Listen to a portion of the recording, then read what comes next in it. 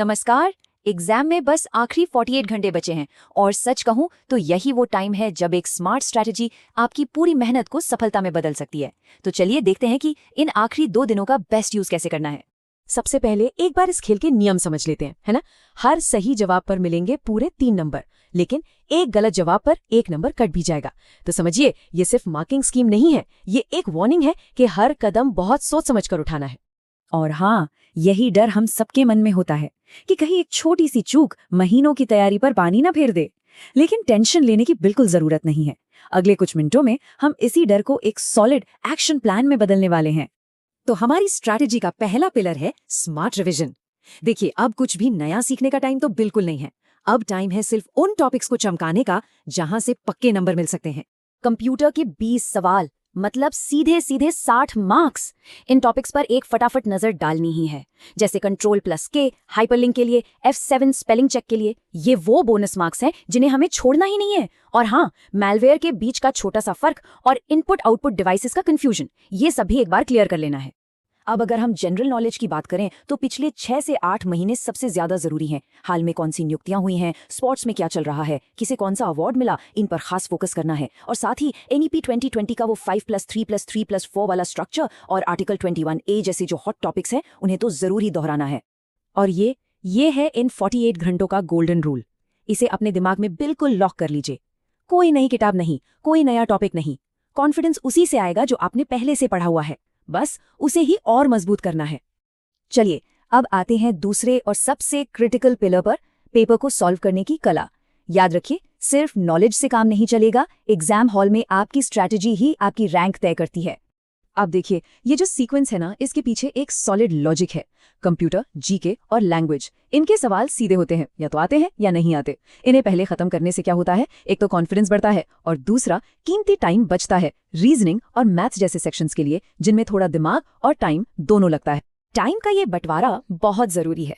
सोचकर देखिए, अगर पहले 3 सेक्शन 45 मिनट में खत्म करने का टारगेट रखा जाए तो रीजनिंग और मैथ्स जैसे हैवी सेक्शंस के लिए पूरे 75 मिनट मिलते हैं। सच कहूं तो ये मैनेजमेंट ही असली गेम चेंजर है। रीजनिंग में टाइम बचाने के लिए ये एक शानदार हैक है। कोडिंग डिकोडिंग के सवालों में अक्षरों की पोजीशन याद रखने के लिए ये EJOT रूल बहुत काम आता है। इससे आपके कीमती सेकंड्स बचते हैं जो बाद में काम आते हैं। और बिल्कुल वैसे ही मैथ्स में कैलकुलेशन को सुपर फास्ट करने के लिए परसेंटेज को फ्रैक्शन में बदलना आना ही चाहिए। जैसे ही आप 75% को 3/4 लिखते हैं, सवाल अक्सर बहुत आसान हो जाता है। यही वो छोटी छोटी स्मार्ट ट्रिक्स हैं जो आपको दूसरों से आगे ले जाती हैं। अब आता है हमारा तीसरा पिलर, OMR और टाइम का मैनेजमेंट। नॉलेज है, स्ट्रैटेजी है, लेकिन ऑफलाइन एग्जाम में अगर यहां गलती हो गई तो सब बेकार। ये असली चुनौती है। ये 3 राउंड की स्ट्रैटेजी बहुत ही इफेक्टिव है। पहले 40 मिनट में पूरे पेपर से गो थ्रू करके सिर्फ वो सवाल करने हैं जो 100% आते हैं। दूसरे राउंड में उन सवालों को करना है जिनमें थोड़ी कैलकुलेशन लगेगी। और आखिर के 20 मिनट वो उन सवालों के लिए हैं जहां 2 ऑप्शन में 50-50 वाला कंफ्यूजन हो। ये OMR शीट की सबसे कॉमन और सबसे खतरनाक गलती है। एक सवाल का सीक्वेंस बिगड़ने का मतलब है पूरी की पूरी OMR शीट का गलत हो जाना। बस इस एक गलती से बचना है। तो इसका सोल्यूशन क्या है? बहुत सिंपल, ये 3 स्टेप्स फॉलो करने हैं। हर सवाल के बाद गोला नहीं भरना है और ना ही बिल्कुल आखिर के लिए छोड़ना है। बेस्ट तरीका है, एक पेज पूरा सॉल्व करें, फिर उसके गोले भरें, और जब कोई सवाल छोड़ें तो अगला गोला भरते हुए क्वेश्चन नंबर जरूर मिला लें। एक छोटा डॉट लगाकर कंफर्म करना भी एक बढ़िया तरीका है। और अब सबसे आखिर में चौथा और सबसे जरूरी पिलर, आपकी मानसिकता। नॉलेज, स्ट्रैटेजी सब एक तरफ और आपका माइंडसेट दूसरी तरफ। यकीन मानिए, अंत में यही जीत और हार का फैसला करता है। सबसे पहले ये समझना है कि ये Tier 1 का एग्जाम सिर्फ एक स्क्रीनिंग टेस्ट है। इसमें टॉप करने का प्रेशर लेना ही नहीं है। हमारा गोल सिंपल है, बस कट ऑफ को आराम से पार करना है। ये सोचते ही आधा स्ट्रेस तो वैसे ही कम हो जाता है। और इस बात को गांठ बांध लीजिए, +3 और -1 की मार्किंग में जिस सवाल का जवाब नहीं पता उसे छोड़ देना एक गलत जवाब देकर नंबर गंवाने से कहीं ज्यादा बेहतर है। तो समझिए, हर छोड़ा हुआ अनजान सवाल असल में आपकी एक जीत है। और ये बात मैं हवा में नहीं कह रहा, ये साइंस है। एक अच्छी 7 से 8 घंटे की नींद लेने वाला दिमाग एक थके हुए दिमाग के मुकाबले 20% ज्यादा तेजी से और सही तरीके से काम करता है। इसलिए आज रात की नींद के साथ कोई भी कॉम्प्रोमाइज नहीं करना है।